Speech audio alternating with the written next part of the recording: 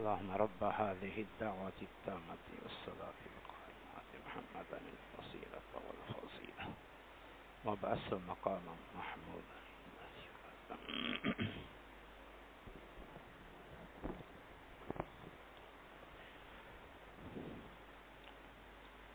إن الحمد لله نحمده ونستعينه ونستغفره ونعوذ بالله من شرور أنفسنا ومن سيئات أعمالنا. من يهده الله فلا مضل له ومن يضلله فلا هادي له، وأشهد أن لا إله إلا الله وحده لا شريك له، وأشهد أن محمدا عبده ورسوله. أما بعد فأعوذ بالله من الشيطان الرجيم.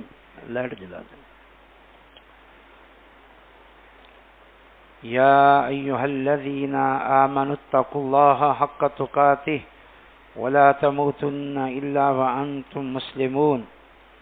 يا أيها الناس اتقوا ربكم الذي خلقكم من نفس واحدة وخلق منها زوجها وبث منهما رجالا كثيرا ونساء، واتقوا الله الذي تساءلون به والأرحام إن الله كان عليكم رقيبا. يا أيها الذين آمنوا اتقوا الله وقولوا قولا سديدا يصلح لكم أعمالكم ويغفر لكم ذنوبكم، ومن يطع الله ورسوله فقد فاز فوزا عظيما.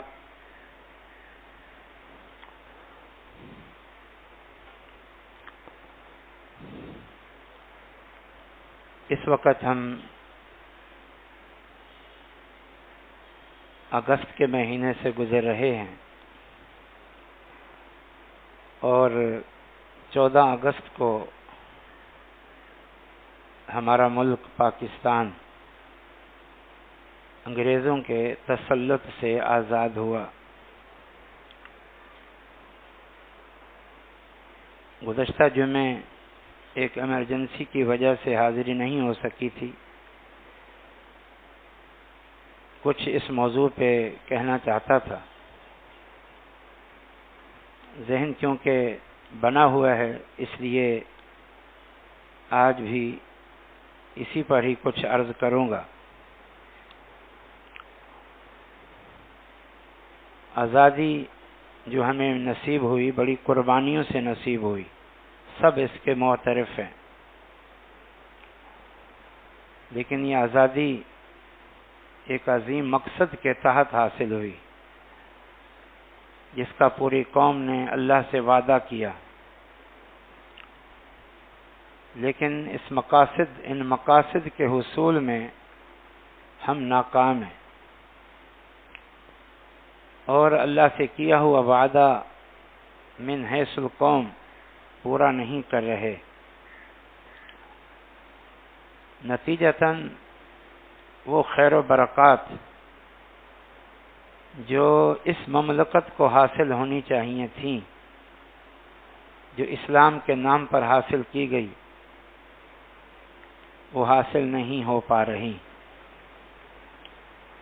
دنیا کے لیے ایک نمونہ اور مثالی مملکت بننا تو دور کی بات ہے، ہم تو بڑی تنگیوں، پریشانیوں، مصائب، مشکلات کا شکار ہیں. یقیناً اس کی وجہ یہی ہے کہ وہ مقاصد حاصل کرنے کی کوشش نہیں کی گئی، اللہ سے کیا ہوا وعدہ پورا کرنے کی کوشش نہیں کی گئی. مکہ میں مسلمان بہت پریشان تھے، کمزور تھے اور دشمنوں کی طرف سے مسلسل خوف کا اندیشہ تھا. آزادانہ اللہ کی عبادت تک بھی نہیں کر سکتے تھے.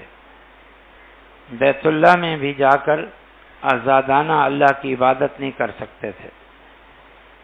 کس قدر مشکل کا وقت تھا۔ پھر آخر اللہ تعالیٰ نے ہجرت کے ذریعے مسلمانوں کو مملکت عطا فرمائی، اور پھر مسلمان آزادانہ طور پر اللہ کی عبادت بھی کرنے لگے، اور دعوت کے پروگرام کو بھی آگے بڑھایا۔ اسلام بھی خوب پھلنے پھولنے لگا، اور پھر ایک باقاعدہ مملکت کو قائم کر کے اسلامی نظام کو باقاعدہ نافذ کر دیا گیا، اسلام کو عملی جامعہ پہنا دیا گیا، اور پھر برکات کا، خیرات کا، نعمتوں کا ایک سلسلہ شروع ہوا جو چلتا رہا تا آ کے پھر مسلمان باہم انتشار، اختلاف کا شکار ہو گئے وغیرہ وغیرہ۔ اس پوری صورتحال کو، مکی زندگی اور پھر مدنی زندگی کو، اللہ تعالیٰ نے سورۃ الانفال آیت نمبر 26 میں اس کی منظر کشی کی ہے۔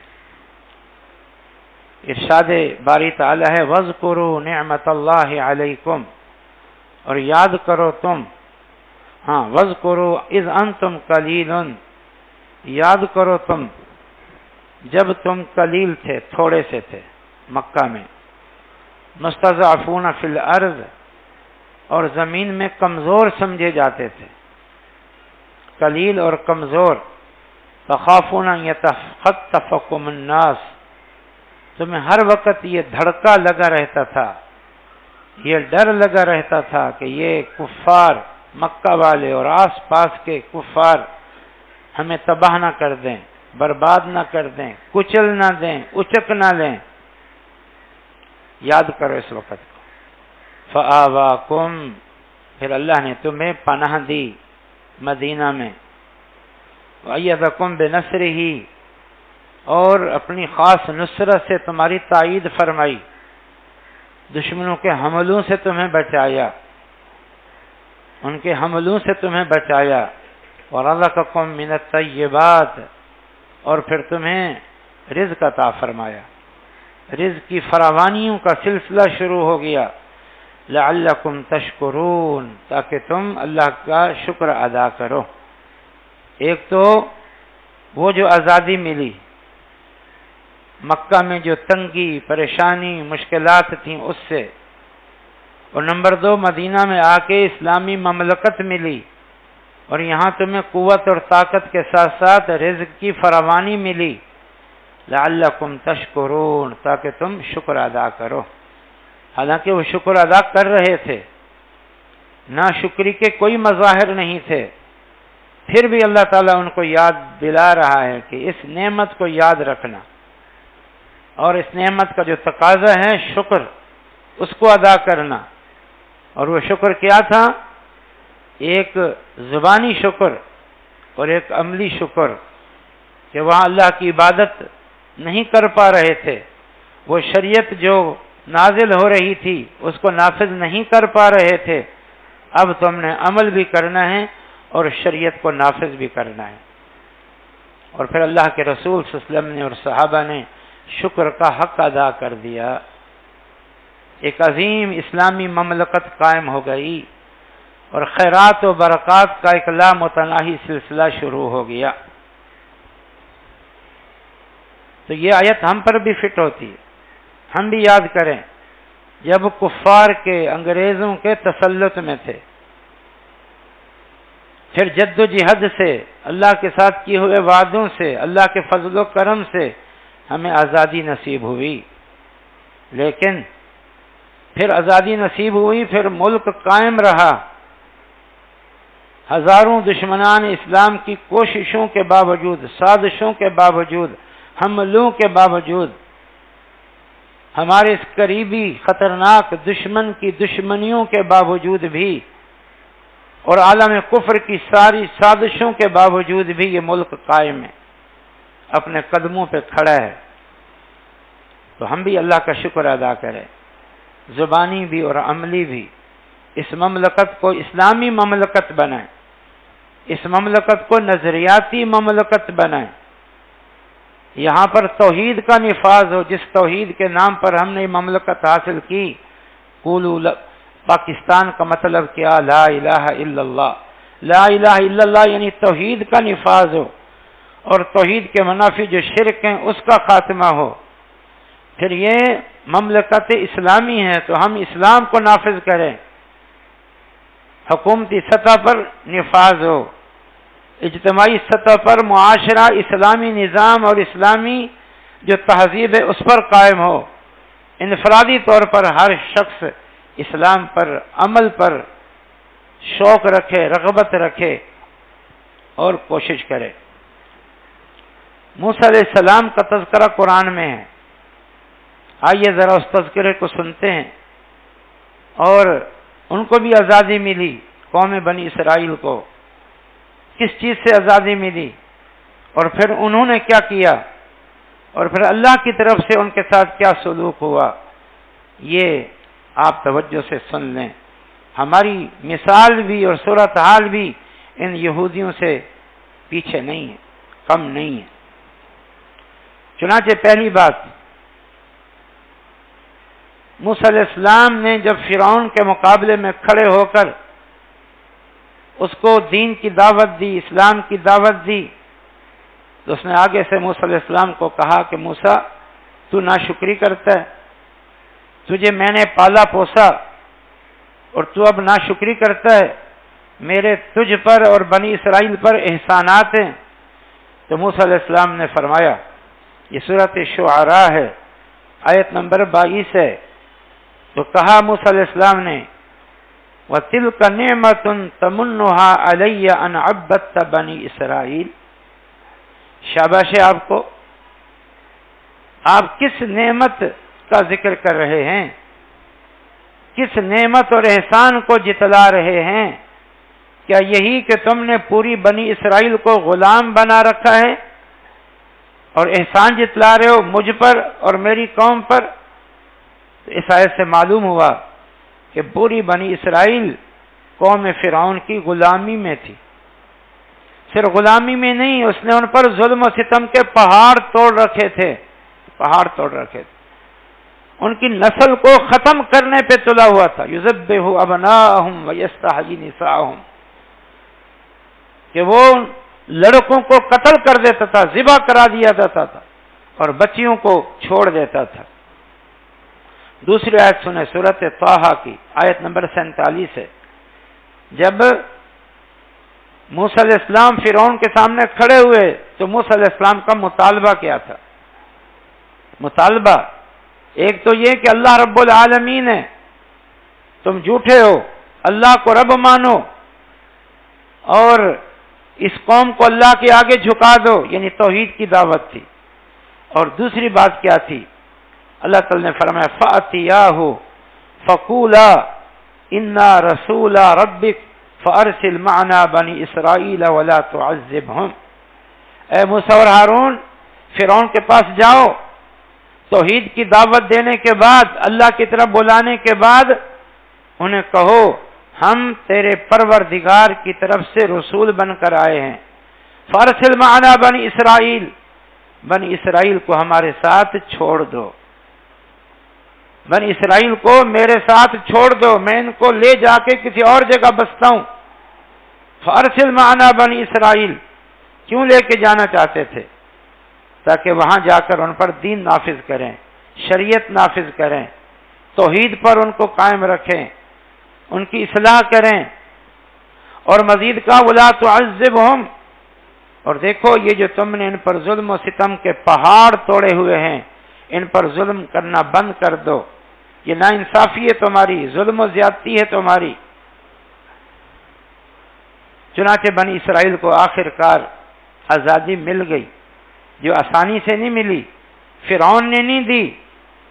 فرعون کی ایک قوت تھی، طاقت کی، بادشاہت تھی، اور بنی اسرائیل گویا ان کی غلام بنی ہوئی تھی، ان کے کام کاج، ان کے باغوں زمینوں کی دیکھ بھال، ان کے گھروں کے کام کاج، یہ ساری غلامی کی زندگی گزار رہی تھی، لیکن اللہ تعالیٰ نے آخر ان کو آزادی دے دی۔ طویل قصہ ہے آزادی کا۔ موسیٰ علیہ السلام کو اللہ نے کہا رات کی تاریکی میں بنی اسرائیل کو لے کے چل پڑو، یہ دریا عبور کر جاؤ، دوسرے علاقے میں چلے جاؤ۔ اللہ تعالیٰ کے حکم پر ایک پورے منصوبے کے تحت بنی اسرائیل کو خبر دی، بتایا اور آمادہ کیا اور پروگرام بنایا، اور رات کو بنی اسرائیل کو لے کے چل پڑے آگے دریائے نیل۔ پھر اللہ نے راستہ بنا دیا، اس راستے سے دریا کے بیچ میں بنے ہوئے راستوں سے بنی اسرائیل چل پڑی۔ پیچھے سے فرعون کو پتہ چلا، وہ اپنے لاہو لشکر کے ساتھ وہ ان کو پکڑنے کے لیے واپس لانے کے لیے چل پڑا۔ جب وہ پہنچا تو عجیب منظر دیکھا، راستے بنے ہوئے ہیں، پانی برف بن کے جم گیا اور راستے بن گئے، اور بنی اسرائیل وہ آخری کنارہ کراس کر رہی ہے۔ اس نے بھی اپنی فوجیں ڈال دیں، اور پھر اللہ کا حکم آیا اور اللہ نے اس پانی کو پھر جس کو جما دیا تھا، پھر اللہ نے اس پانی کو پگھلا دیا، اور ساری یہ قومیں فرعون غرق ہو گئی اور فرعون غرق ہو گیا۔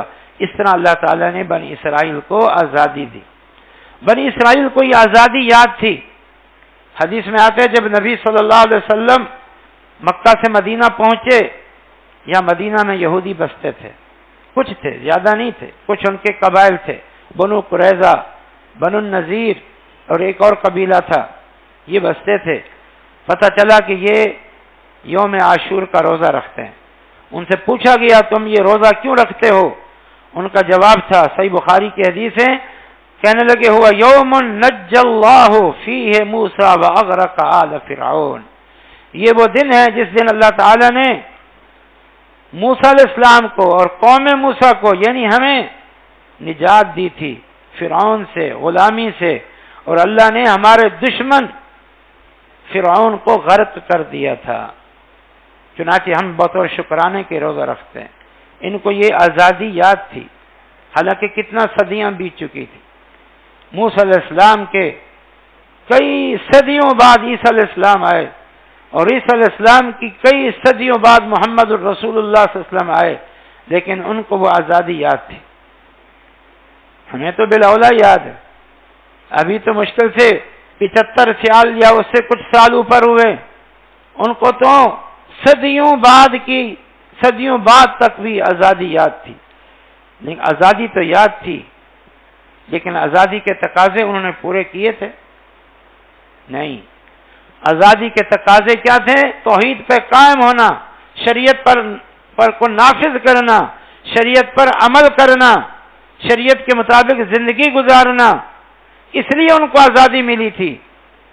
موسیٰ علیہ السلام اس لیے ان کو لے کے آئے تھے، تورات ان کو دی تھی اور ان کی رہنمائی کی تھی، لیکن آزادی کے تقاضے پورے نہیں کیے۔ نتیجتاً یہ قوم کیا بن گئی؟ مبغوض، اللہ کے ہاں ناپسندیدہ، مبغوض، مغضوب، اللہ کی غضب یافتہ، اللہ کی ناپسندیدہ قوم اور اللہ تعالیٰ کی غضب یافتہ قوم۔ حالانکہ موسیٰ علیہ السلام کے زمانے میں یہ لوگ انی فضلتکم علی العالمین، اللہ تعالیٰ فرماتا ہے میں نے تمہیں جہان والوں پر فضیلت دی ہے، فضیلت دی ہے۔ علماء لکھتے ہیں کہ اس فضیلت کی بنیاد کیا تھی؟ کہ موسیٰ علیہ السلام کے کہنے پر، موسیٰ علیہ السلام کے کہنے پر وہ مصر سے نکل پڑے ہوئے اور موسیٰ علیہ السلام کے ساتھ چل پڑے، حالانکہ آزادی ان کو مل رہی تھی، لیکن ایک پیغمبر کی انہوں نے اطاعت کی اور پیغمبر کا کہا مانا، اور یہ کہ ہم کسی اور پرامن علاقے میں جا کر جہاں کسی کام پر تسلط نہ ہو وہاں ہم آزادانہ طور پر دین پر عمل کریں گے، شریعت پر عمل کریں گے، اللہ کی ہدایت پر عمل کریں گے۔ اس اطاعت اور فرما برداری پر اللہ نے اس کو اس وقت جہان والوں پر فضیلت دے دی، لیکن انجام کیا ہوا؟ مغضوب علیہم، اللہ کی ناپسندیدہ قوم، اللہ کی غضب کا شکار قوم۔ اسباب کیا ہیں اس کے؟ یہی جن کی طرف ہم نے اشارہ کیا۔ آئیے ذرا قرآنی آیات آپ کو سناتے ہیں۔ بہت ساری باتیں سورۃ بقرہ اور آل عمران میں، چند باتیں قرآن میں دوسرے مقامات پر ہیں۔ ان آیات کو سنتے جائیں۔ بنی اسرائیل جو فضلتکم العالمین کا مصداق تھی، جہان والوں پر تمہیں فضیلت ہے، وہ مغضوب علیہم بن گئی، اللہ کے غضب کا شکار ہو گئی، دنیا میں ذلیل و رسوا ہو گئی۔ یہ تو اب آ کر امریکہ اور برطانیہ اور دیگر قوموں نے اپنے ذاتی مقاصد کے خلاف اسلام دشمنی میں مسلمانوں کو نکیل ڈالنے کے لیے ان کو جگہ دلائی، قوت دی، اور آج تک وہ ان کی سرپرستی کر رہے ہیں۔ وگرنہ اس سے پہلے، اس اسرائیل ملک کے قیام سے پہلے یہ تتر بتر تھے، بھٹکتے پھرتے تھے، کہیں جائے پناہ نہیں ملتی تھی، کوئی ان کو رکھنے کے لیے تیار نہیں تھا۔ یہ تو اب آ کر اسلام دشمنی کی بنیاد پر ان کو اعلی کار بنا کے ان کو ایک مملکت دی گئی اور ان کو قوت اور طاقت دی گئی ہے، وگرنہ ذلت اور رسوائی ہمیشہ ان کا مقدر رہی۔ ذرا اس کے اسباب سنیے، آغاز سے سنیے۔ دریا عبور کیا، دریائے نیل، جیسے دریا عبور کیا ان کی حرکتیں دیکھیں۔ ابھی تازہ تازہ آزادی ملی ہے، تازہ تازہ۔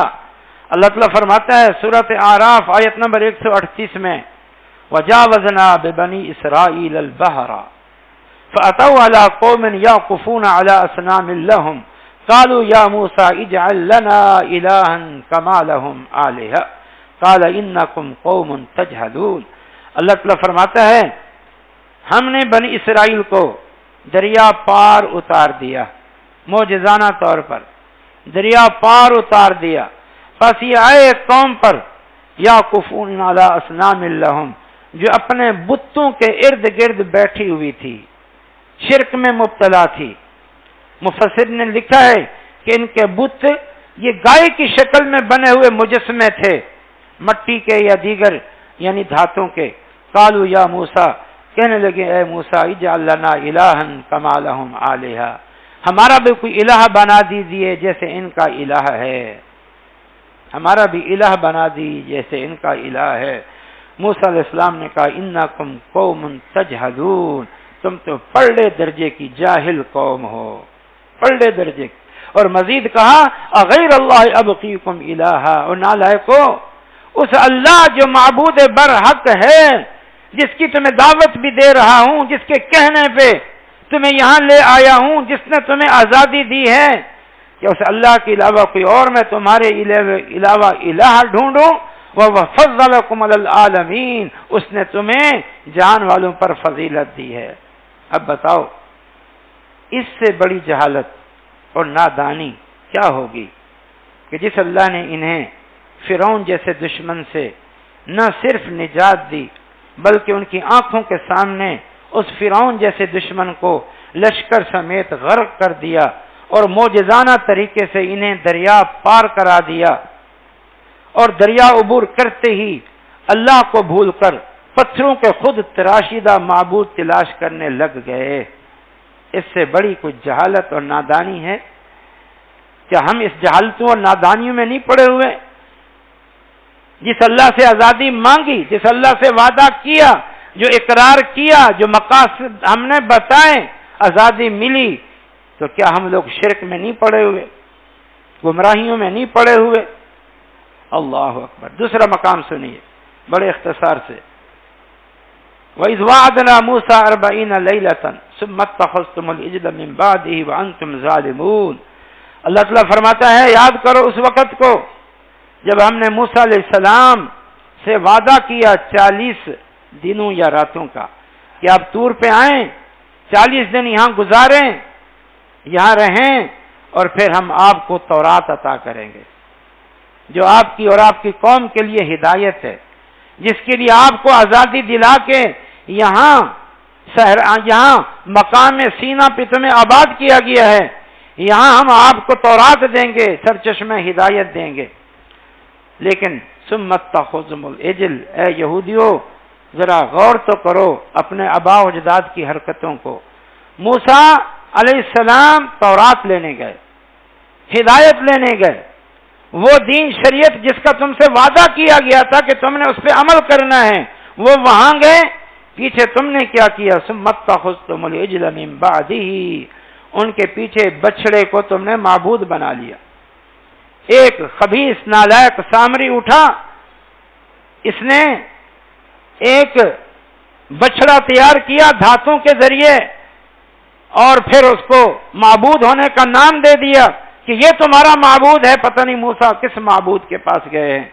ظالموں، تم نے نہ موسیٰ علیہ السلام کا انتظار کیا اور نہ موسیٰ علیہ السلام جس رب کا تمہیں تعارف کراتے رہے اسے تم نے یاد رکھا۔ ایک بالکل بیکار قسم کے شخص جس کا کوئی مقام اور مرتبہ علمی طور پر نہیں تھا، تم نے اس کی باتوں میں آ کر بچڑے کی عبادت شروع کر دی۔ وہی جو وہ دیکھ آ چکے تھے بچڑے کی عبادت، بس وہ ذہن میں بیٹھ گئی کہ معبود تو ظاہر ہوتا ہے، معبود تو سامنے ہونا چاہیے، اس کی عبادت کرتے ہوئے مزہ آتا ہے۔ جیسے وہ دیکھا کرتے تھے فرعونیوں کو کہ وہ فرعون کی ظاہراً عبادت کیا کرتے تھے، اس کو سجدے کیا کرتے تھے، دیکھ دیکھ کے دل و دماغ میں یہ بات بس چکی تھی کہ خدا اور الہ تو نعوذ باللہ بالکل سامنے ہونا چاہیے جس کو عبادت کرے۔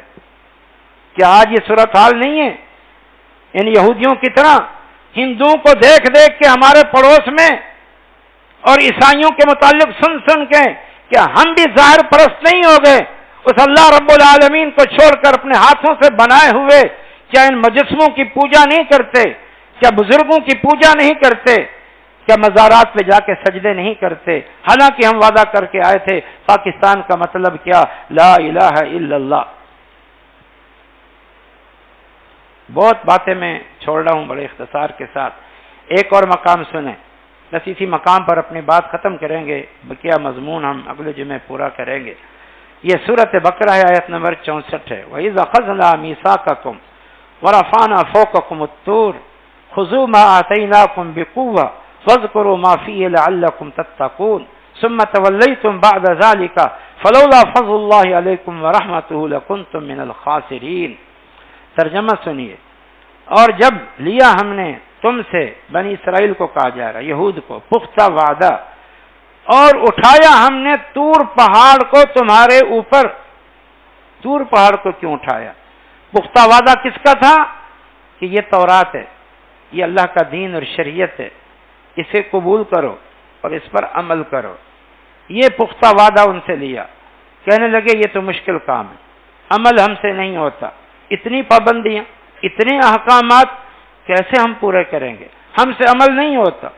اللہ تعالیٰ نے طور پہاڑ کو اٹھا کے ان کی آبادی کے اوپر لا کھڑا کیا۔ دادا ورفعنا فوقکم الطور، پھر اللہ نے کہا خذوا ما آتیناکم، لو اسے، پکڑو اسے، یہ تمہاری ہدایت ہے، تمہارے فائدے کے لیے۔ اللہ اکبر، کتنا خیر خواہی تھی۔ طور پہاڑ کو اتار نہیں دیا ان پر، ان کو تباہ نہیں کر دیا کہ ظالموں تمہیں آزادی دی تھی اس لیے کہ تم اللہ کی عبادت کرو گے، الگ وطن میں رہو گے، اللہ کے دین پر عمل کرو گے، اور اب یہ موسیٰ تورات لے کر آئے ہیں، تمہیں دین تمہارے سامنے پیش کیا جا رہا ہے اور تم کہتے ہو ہم سے عمل نہیں ہوتا، اور ان کو ہلاک نہیں کر دیا، پھر بھی موقع دیا۔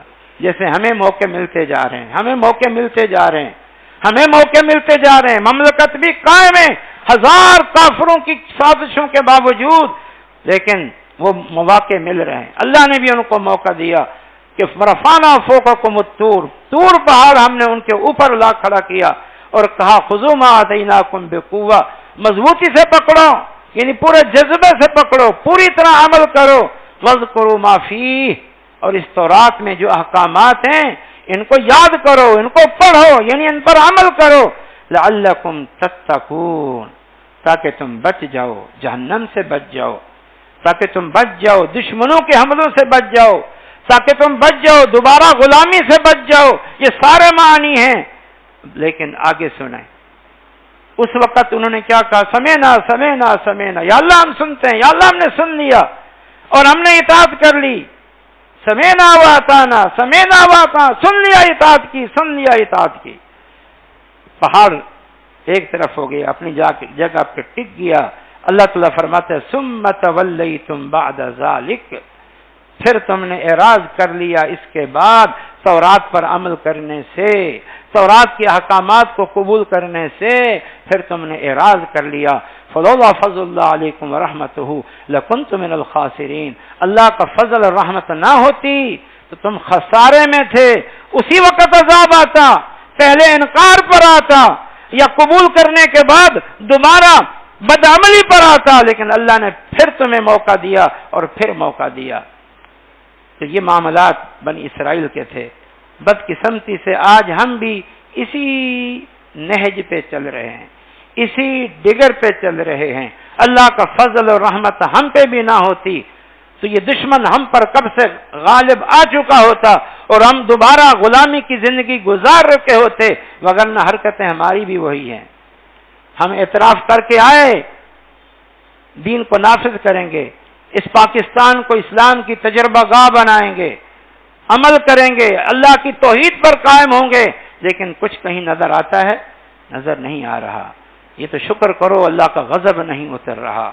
اللہ تعالی ہمیں موقع دے رہا ہے، اللہ تعالیٰ نے ہمیں ڈھیل دی ہوئی ہے. حقیقت یہ ہے کہ آزادی تو ہم مناتے ہیں اس بنی اسرائیل کی طرح، لیکن آزادی کے تقاضوں کو ہم پورا کرنے کے لیے تیار نہیں ہیں. اسی پر اکتفا کرتا ہوں. اللہ پاک ہمارے اس ملک کی حفاظت فرمائے، ہمیں اپنے ملک کی خدمت کرنے کی توفیق عطا فرمائے. ہمارے ملک کے خلاف جو سازشیں اندرونی یا بیرونی ہیں اللہ پاک ہمیں اس سے محفوظ فرمائے، اور اللہ تعالی ہمیں اپنی سابقہ کوتاہیوں، غلطیوں، سستیوں کا مداوع کرنے کی توفیق دے. اللہ تعالی ہمارے حکام کو اس مملکت کو صحیح معنوں میں اسلامی مملکت بنانے کی توفیق دے، اور ہمیں اللہ سے کیے ہوئے وعدوں کو پورا کرنے کی توفیق دے کہ ہم عملی طور پر پکے اور سچے مسلمان ہوں، بالخصوص توحید پر قائم ہوں. اقول قولی ھذا وآخر دعوانا الحمد للہ رب العالمین.